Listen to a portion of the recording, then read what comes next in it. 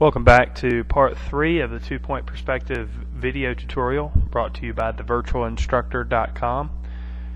In part 1 we basically just drew the cube using 2-point perspective, and in part 2 we added a little bit of detail to it and showed you how you could turn it into a building.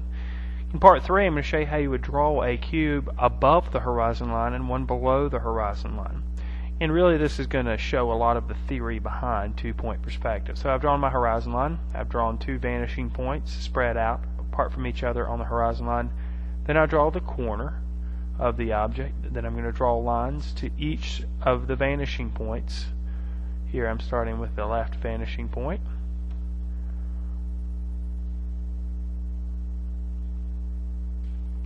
And then to the right vanishing point.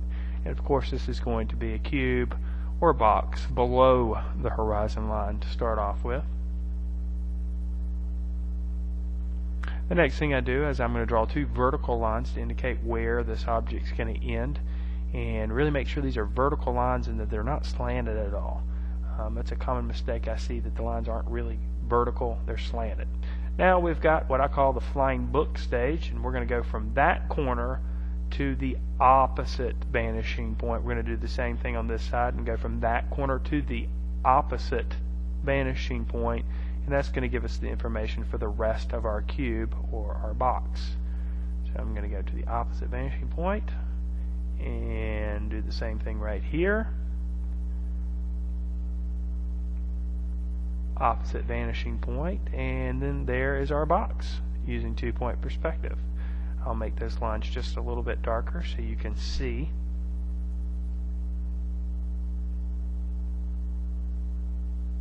That cube. So you draw the corner first, draw lines to the vanishing point on each side of that corner.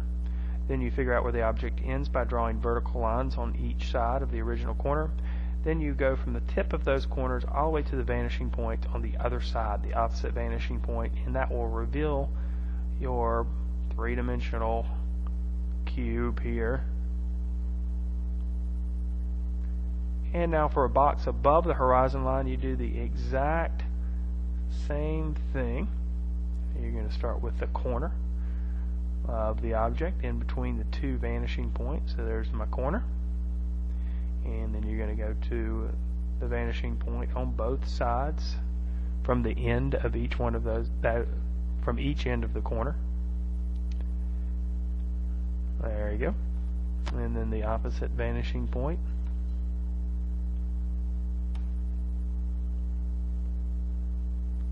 Then next you draw the vertical lines to indicate where the object ends on either side. We'll have that object end right there, and we'll have it end right there. Then you go to the opposite vanishing point. So we're going to go to the opposite vanishing point from that corner. There you go.